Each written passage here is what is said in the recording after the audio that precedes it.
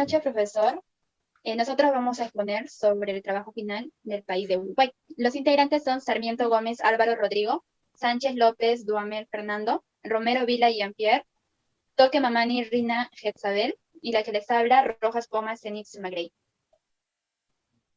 Siguiente diapositiva.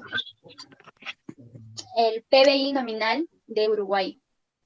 En el año 2019, la cifra del PBI fue de 55.571 millones de euros, con lo que Uruguay es la economía número 78 en el ranking de los 196 países de los que se publica en el PBI. Acá tenemos un cuadro donde nos salen varios países sobre el PBI nominal. En el puesto número 12 está Uruguay, ¿no? Con un PBI nominal de 62.921 millones, con habitantes de 3 millones, el PBI per cápita nominal de 17.800.118 dólares. Siguiente, por favor.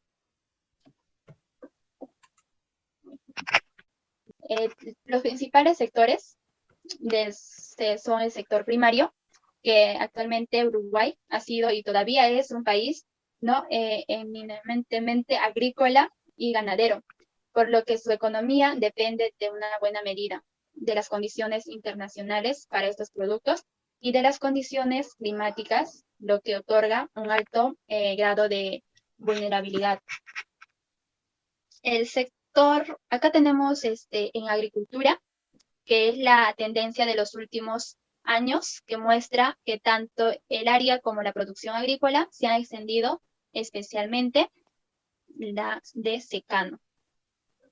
Aquí tenemos, por ejemplo, a lo que es el trigo, que en la temporada del 2019-2020, pues acá se plantó una superficie récord, ¿no? De 237.500 hectáreas frente a una superficie sembrada que en la temporada anterior, ¿no? Y por ende, pues la cosecha acá depende de las condiciones climáticas, ya que en el 2019 la producción se incrementó en un 6.9% sobre el año 2018. Tenemos también a lo que es la cebada, que en la temporada del 2019-2020 se ha plantado de 164.937 hectáreas, ¿no? Y en la cual la producción del 2017 al 2018 fue una de las condiciones climáticas que no se repitieron en la cosecha. También tenemos a la soya, que la superficie sembrada se ha venido reduciendo paulatinamente desde el 2017 al 2018, en que se contaba con 1.25 millones de hectáreas sembradas. No, y ese fue el tercer producto de exportación tras la carne bovina y la celulosa. Siguiente, por favor.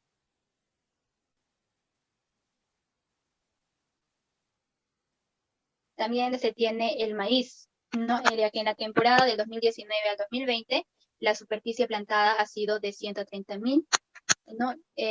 Con un 20% superior a la del 2018 y 2019. También ha tenido un rendimiento récord del maíz en el 2018 y 2019 con 7.60 kilogramos en secano. El sorgo se redujo su área sembrada en un 19% hasta 34.000 hectáreas, mientras que en el 2018 y el 2019 tuvo de 66.000. También tenemos la avena, con una superficie de 15.000 hectáreas. La producción de avena es muy marginal. Siguiente. En la ganadería, la producción ganadera, ¿no? Esto es fundamental, ¿no? Continúa siendo un elemento central en la economía del país. La producción primaria está integrada por más de 44.000 establecimientos, a partir de lo que se ha desarrollado un sector industrial que involucra a la industria de mataderos, elaboración de lanas, procesamiento de cuero.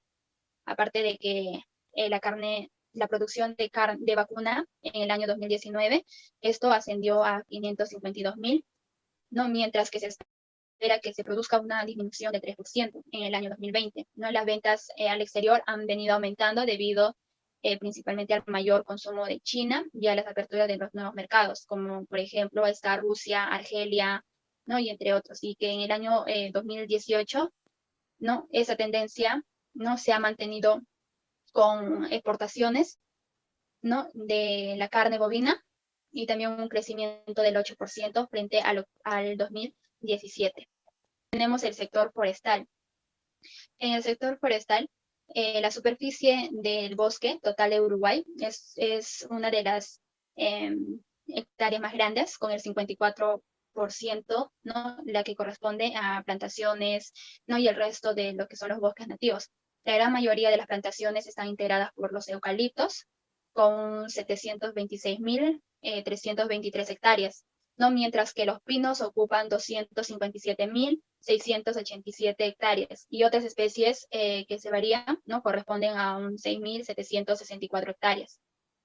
En el sector pesquero, aquí los recursos que explotan mayormente Uruguay, ¿no? Provienen sobre la zona común, que es la pesca que se creó en el Tratado del Río de la Plata entre Argentina y Uruguay, ¿no? Y su puente marítimo en el Océano Atlántico suboriental y por tanto en las aguas frías, ¿no? Las embarcaciones también han sufrido una fuerte reducción de las 160 en el 2009, las 40 en la actualidad. También se ha visto una reducción fuerte en las plantas procesando y en el empleo del sector ha caído, ¿no? En más de 30% en los últimos 10 años. La industria pesquera instalada en la tierra, ¿no? Que recibe el producto de la flota nacional y en lagunas extranjeras, llegó a contar con más de 20 plantas exportadoras, ocupando a más de 30.000 personas. El 91.2% de los desembarcados correspondieron a lo que son los peces marinos, el 5.7% los peces de agua dulce,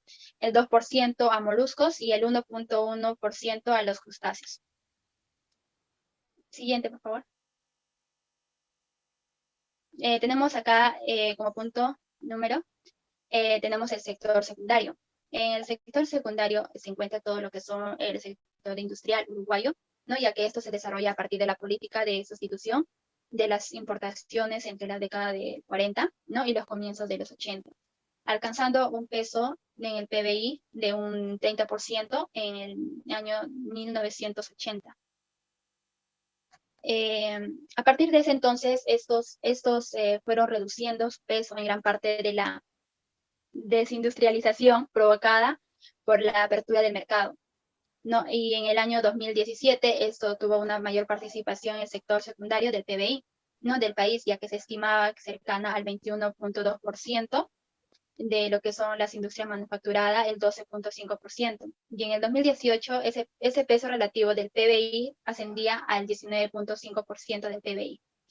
En el 2019 ese porcentaje era del 12.4%. Por su parte, el desempleo industrial representó el 11.3% del total del empleo de la economía. Y en el 2019 representaba el 10.3% del total del empleo. Siguiente.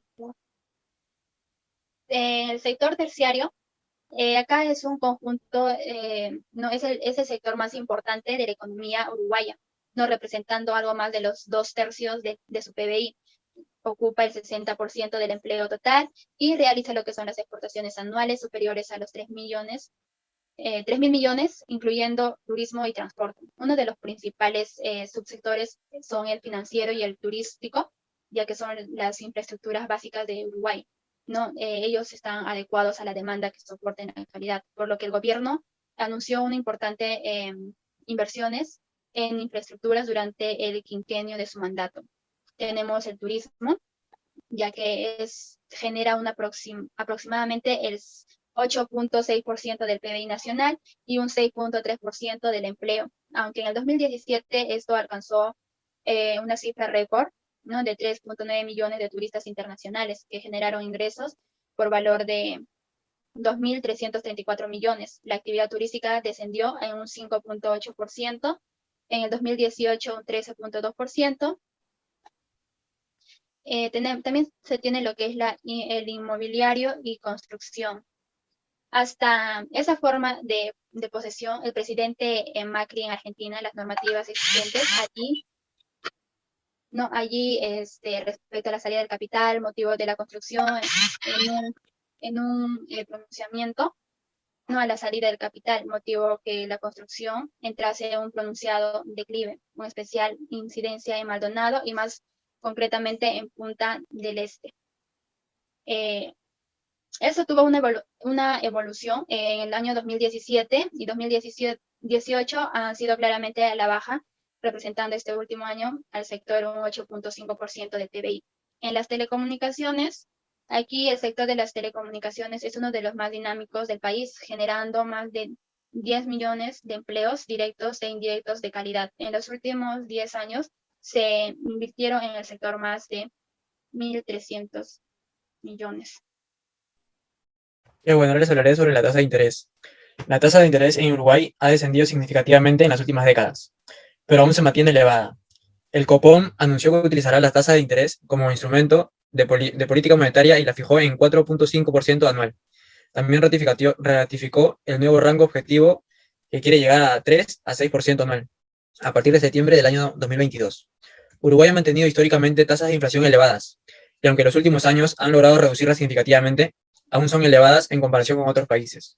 El Banco Central también los agregó monetariamente por la tasa de interés como instrumento de política monetaria fijándola en 4,5% y anunció que mantendrá la tónica expansiva hasta superar los efectos de la pandemia. A partir de septiembre del año 2022, se reducirá el rango objetivo de la inflación desde 3% hasta menos 7% y de 3 a 6. Siguiente, por favor. La tasa de interés. ¿Cómo vienen funcionando las políticas monetarias con la tasa de interés de referencia? Los prometedores cambios en la política monetaria emprendimientos por el Banco Central, especialmente en el cambio de instrumentos de política monetaria, ya que el Banco Central de Uruguay retornaba al uso de la tasa de interés y fijaba la misma en 4,5% anual para operaciones a un día de plazo y ratificaba el nuevo y más bajo rango objetivo de inflación de 3 a 6% desde septiembre del 2022. ¿Cómo reaccionó el mercado ante este cambio del Banco de Uruguay? Las encuestas de expectativas de inflación que realiza el BCU verificó una caída en la inflación esperada. Las expectativas para los próximos 24 meses cayeron desde 7,7% en la encuesta de agosto del 2020 a 6,8% en febrero del 2021. La siguiente, por favor. Los precios y las tasas de intereses tomaron nota del cambio. Si bien la literatura indica como política monetaria actual rezago sobre los precios, esta ya viene mostrando una desalerización en los últimos meses. La inflación interanual pasó de 9,8% en octubre a 8,9% en enero. La inflación subyacente pasó de 10,9% a enero del 2020 a 84% a enero del 2021. La siguiente. Bueno, estos deben ser los tipos de cambio que hay en Uruguay. Como se puede divisar, desde el 23 del 2021 se redujo su valor en 0,25% y el 22 en 0,27%. Y cada día que pasa va disminuyendo más el porcentaje de reducción. Siguiente. Bueno, yo les voy a hablar acerca del desempleo. Para ello tenemos que comprender qué es relativamente el desempleo. El empleo, perdón. El empleo vendría a ser un trabajo o una ocupación o un oficio en general. Es el trabajo que se realiza a cambio de un salario o un pago, ¿verdad? Tenemos empleo de forma formal, es la que más o menos está bajo un documento o un contrato entre el trabajador y entre el empleador, ¿no? Y tenemos el trabajo informal, el empleo informal, que son los trabajadores independientes o autoempleados, que no tienen control tributario, ¿no? Y también tenemos, tenemos otros conceptos de empleo, como tenemos empleo temporal, empleo fijo, empleo a medio tiempo, entre otros, ¿no? Ahora, ¿qué es básicamente el desempleo? El desempleo es la fuerza laboral, o se podría decir que es la suma de los empleados y de los desempleados, ¿no? Y tenemos un indicador que nos da cómo podemos hallar el desempleo. Pero básicamente, ¿qué es un indicador? El indicador es el número de personas que desean un empleo y no pueden encontrarlo. Y la tasa de desempleo se expresa como el porcentaje de las personas de la fuerza laboral que están desempleadas. Esto lo dice Michelle Parkin. Aquí tenemos un gráfico del Instituto Nacional de Estadística de Uruguay, donde podemos ver cómo es el crecimiento y cómo vemos, ¿no?, cómo crece el desempleo en Uruguay. Aquí, por ejemplo, en el segundo gráfico de septiembre de 2017 a febrero, podemos ver la línea roja que nos muestra el desempleo en Montevideo, que vendría a ser la capital de Uruguay, y en el interior del país, que es la parte de azul.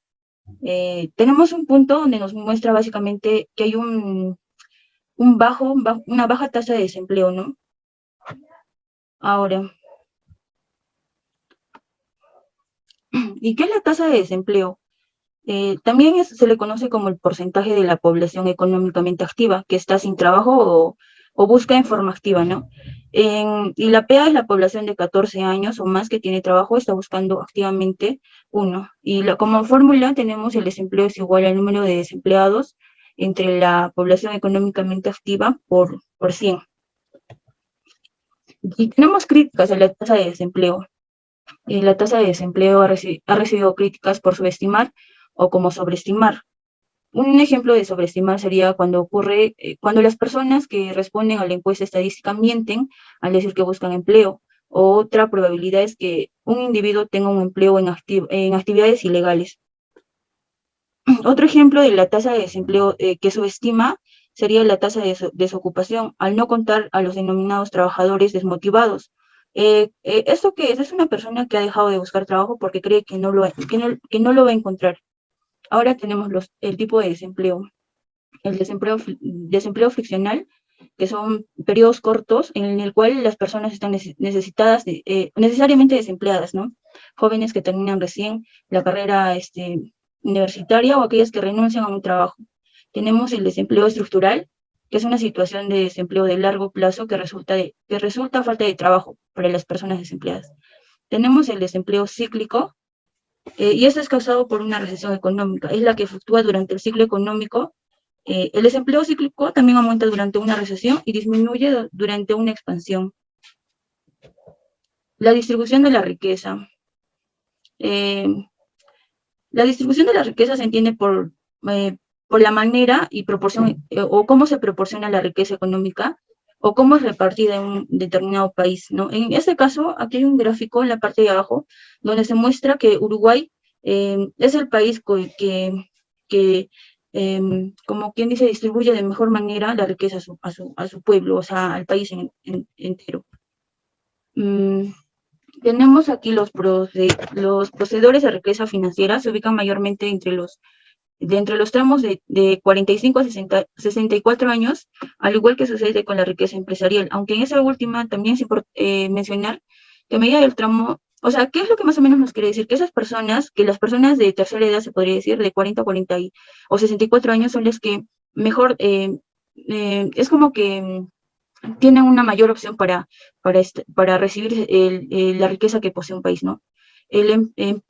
Empleando el método de capitalización que consiste en estimar la riqueza de los individuos a partir de sus ingresos por capital y las tasas de rendimiento asociados a los mismos, las estimaciones se basan en registros tributarios o estimaciones propias de riqueza agregada nacional. Bueno, balanza de pagos. Siguiente, por favor.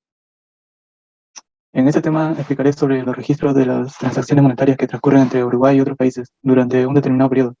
Estas transacciones incluyen el pago de exportaciones e importaciones de los bienes de Uruguay, a su vez también el pago de servicios, capital financiera y transferencias financieras. Siguiente, por favor. La balanza comercial. En el periodo de 2020, Uruguay registró un déficit en su balanza comercial de 622.8 millones de euros, que es un 91%, es un 0.91% de su PIB, superior al registro de 2019, que fue 505 millones de euros, que es el 2.16% de su PIB. La variación de la balanza comercial de Uruguay ocurrió debido al descenso de las importaciones, así como las exportaciones. Con respecto al PIB uruguayo, se ha movido de puesto en el ranking, ya que antes ocupaba el 70%, el 70%, en el 2018. Actualmente se posiciona en el puesto 67 de dicho ranking. Si miramos la evolución de Uruguay, en los últimos años el déficit se ha incrementado con respecto al 2019, pero ha bajado respecto al 2010, en donde el déficit fue de 1.431.4 millones de euros, equivalentes al 4.37% de su PIB. Siguiente, por favor. Siguiente. La inversión extranjera. Uruguay es un país abierto a la inversión extranjera y a todo su gobierno genera un clima de inversión adecuada, con un régimen jurídico atractivo y estable, y un marco normativo e institucional que se adaptan a las necesidades de los inversores. De inversión extranjera directa, en 2008 y 2019 los flujos entrantes de la IED fueron en promedio del doble de 3% del PIB. Cabe mencionar que los flujos más importantes se dieron hasta 2015. A partir de ahí, el porcentaje de inversión privada fue en descenso. Uruguay tiene un marco laboral para la inversión y el buen desempeño económico. Esto se ve reflejado en el índice de restricción de la regulación de la IED. También resaltar que el grado de discriminación frente a las inversiones extranjeras en la normativa uruguaya es inferior a los demás países. La IED en Uruguay ha generado varios efectos. Entre ellos podemos resaltar el incremento de las exportaciones, ya que muchas empresas prefieren invertir en sectores orientados al exterior, y eso ayuda a diversificar la canasta exportadora del país. La IED neta recibida por Uruguay en 2019 fue de 1.690 millones y los flujos de la IED se dividen en tres modalidades: aporte de capital, reinversión de utilidades y préstamos entre empresas. Los aportes de capital han sido positivos en todo el periodo, aunque estos últimos años variaron y disminuyeron a nivel más bajo, y en 2019 totalizaron con 521 millones de dólares. La reinversión de las utilidades se encontró en valores negativos por 717 millones en 2019, valores muy bajos comparándolos con los otros años. Los préstamos entre empresas se venían citándose de valores negativos en años previos, totalizados de 1.886 millones en el 2019. Principalmente ingresaron al sector financiero. En el primer trimestre de 2020, la IED se ubicó en 1.198 millones. La mayor modalidad adoptada fue los préstamos entre empresas, que obtuvo 834 millones de dólares. Se observa que el segundo trimestre del año los aportes de capital y los préstamos crecieron mejor que el primero. Sin embargo, la inversión mostraron un descenso en el lapso. La inversión de cartera. En lo respecto a la inversión de cartera activa del sector privado, registró una salida de capital de 2.700 dólares. Esto correspondía a la mayor constitución de actitud del sistema bancario en el exterior y en menor medida de empresas del sector privado. Fondos de ahorro provisional y activos de cartera de custodia en los bancos y bolsas de valores. Siguiente.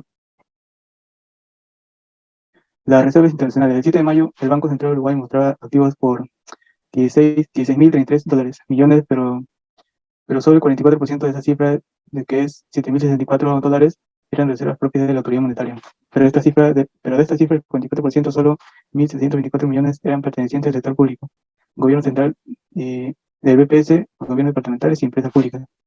Y 7.245 dólares pertenecían al sector financiero. Las empresas propias del BCU apenas superaron el monto circulante de la letra de circulación monetaria.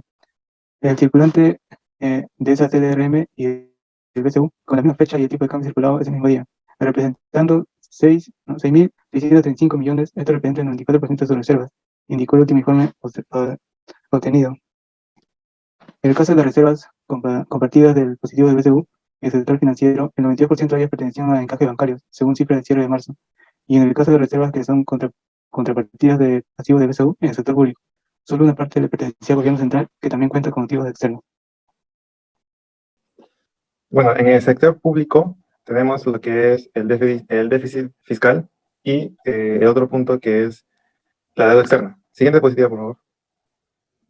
Bueno, el déficit y o superávit fiscal de Uruguay ha venido en aumento en los últimos años y al cierre de 2019 constituía el 4.7% del PIB, un 0.5 puntos porcentuales más que el año anterior. En términos globales, los resultados de las cuentas públicas empeoraron el 1.2% de PBI durante el quinquenio de gobierno que finalizó en marzo. En 2019, los ingresos del sector público no financiero representaron un 30.7% del PBI, lo que supone una reducción del 0.5% del PBI respecto al año anterior.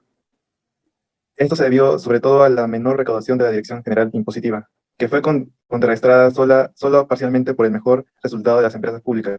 Los ingresos primarios del sector público no financiero, por su parte, aumentaron el 0.6% del PIB. Siguiente diapositiva, por favor.